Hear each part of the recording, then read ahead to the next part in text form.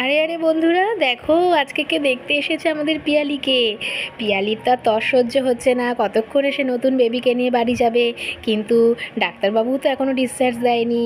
কি হবে পুরো ভিডিও জানতে হলে কিন্তু সমস্ত ভিডিওটা তোমাদের ওয়াচ করতে হবে।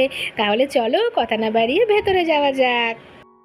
ও দিদিভাই, দিদিভাই গো, বলছি তুমি একটু ডাক্তারের সাথে কথা বলো না, জিজ্ঞেস করো না যে কবে আমাকে ডিসচার্জ দেবে।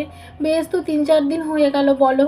এবার তো বাড়ি যাওয়ার জন্য আমার মন কীরকম করছে, আর ভালো লাগছে না তোমাদেরকে ছেড়ে একা থাকতে। একটু বুঝিয়ে বলো না আমাকে, একটু তাড়াতাড়ি ছেড়ে দিতে। তুই কেন এরকম করছিস? ছাড়বে তো, আরে সময় হোক তারপর ঠিক ছাড়বে। সব কিছুরই তো একটা ফর্মালিটিস আছে পিয়ালি, এগুলো ভুলে গেলে হবে? আর শোন, আমি জানিস তো রিমির বেলা 7 দিন হসপিটালে ছিলাম, তুই তো নিজেই যাতায়াত করেছিস, তাহলে এত অধৈর্য হলে চলে? তারপরে তোকে ওয়েলকাম জানাতে হবে, আমাদের বাড়ি ছোট রাজকন্যা বলে কথা। মাম্মাম মাম্মাম, দেখো বুনু কত সুন্দর হয়েছে। ও মাম্মাম মাম্মাম, আমি একটু বুনুকে ধরবো? আমার বুনুকে ধরার জন্য মনটা চটপট করছে। আমি তো এলামই বুনুকে ধরার জন্য। আমি দিদি না, আর আমি দিদি হয় বুনুকে ধরবো না? এটা কখনো হয়? জানো মাম্মাম, গুড্ডু বলছিল আসবে। আমি গুড্ডুকে বলেছি একদম তুই যাবি না, আগে আমার বুনুকে আমি দেখবো, তারপর তুই দেখবি। কি সুন্দর হয়েছে আমার বুনুটা। ও মাম্মাম মাম্মাম, একটু ধরি না মাম্মাম? না রিমি, এখন তো বুনু ছোট, আর আমরা বাইরে থেকে এসেছি। এখন যদি আমরা বুনুকে ধরি, বুনুর কিন্তু শরীর খারাপ করবে। বাইরে থেকে এসে বুনুর গায়ে হাত দিতে নেই। তুমি বরঞ্চ যখন বুনু বাড়িতে যাবে তখন তুমি বুনুকে ধরবে, কেমন? ঠিক আছে। বড় বৌমা, সুমিরা কখন আসবে একটু ফোন করে দেখো। এই একটু পরেই তো ভিজিটিং আওয়ার শেষ হয়ে যাবে, তখন অত দূর থেকে বেচারারা এসে কিন্তু আর না দেখতে পেলে তখন আবার ওদের মনটা খারাপ হয়ে যাবে। একটু ফোন করো, করে দেখো না ওরা কোথায়। আরে বৌদি ভাই, ফোন করতে হবে না, আমি তো চলেই এসেছি। আমি কি টাইম মিস করতে পারি? আর আমি তো জানি এই নার্সিংহোমের সময়সীমা কতটা অবধি থাকতে পারে। আচ্ছা বৌমনি, পুরো তো তোমার মতন দেখতে হয়েছে গো, খুব সুন্দর হয়েছে, ফুটফুটে ফর্সা, মাথা ভর্তি চুল, চোখ মুখ পুরো তোমার মতন। যদিও এখনও ঠিকঠাক বোঝা যায় না বাচ্চাদের, তবে এটুকু ধরতে পারি যে তোমার মতনই দেখতে হবে। কি বলো বৌদি ভাই? হ্যাঁ হ্যাঁ সুমি, ঠিকই বলেছিস, পুরো পিয়ালির মুখ বসানো। মাসিমা, কেমন আছেন আপনি? ভালো আছেন? ভালো আছি গো, এই চলছে, হাঁটুর ব্যথা কাঁধের ব্যথা যা যা থাকে বয়স হলে, ওই আর কি আছে। হ্যাঁ, তা রিমি, কি বোন হয়েছে তো? বোনকে কি কি আদর হলো? না গো পিপি, মামাম বললো নাকি বাইরের জামা পরে আমাকে ঢুকতে দেবে না, তাই তো আমি ঠাম্মির কোলে শুয়ে আছি। আচ্ছা আচ্ছা, ঠিক আছে, আগে বনু বাড়ি যাক, তারপরে তুই ভালোভাবে ধরবি, বুঝলি? তা বলছি যে বিকি আসেনি? হ্যাঁ মাসিমা, বিকি এসছে, বিকি একটু বাইরে আছে, ডাক্তারের সাথে কথা বলছিল।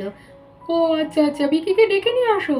হ্যাঁ হ্যাঁ, আসছে আসছে, আসলে এত লোক তো ঢুকতে দেয় না, তাই আমিই বললাম যে তুমি বাইরে থাকো। মা, আপনি বরঞ্চ একটুখানি বাইরে গিয়ে রিমিকে নিয়ে বসুন, না হলে তো বিকিকে ঢুকতে দেবে না, আর এতগুলো লোক তো অ্যালাউ করবে না। সুমি তো ঠিকই বলেছে না? হ্যাঁ হ্যাঁ, আমি আর রিমি চলে যাচ্ছি।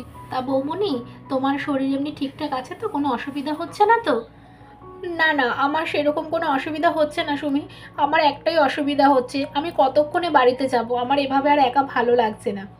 দেখ সুমি, ওকে বোঝা, কি বলবো বল, বাড়ি যাওয়ার জন্য পাগল হয়ে গেছে।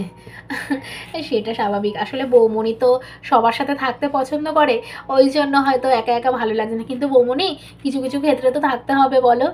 সেটা তো বুঝলাম, বাট 4-5 দিন তো হয়ে গেল, বল এবার তো ছুটি দিতেই পারে।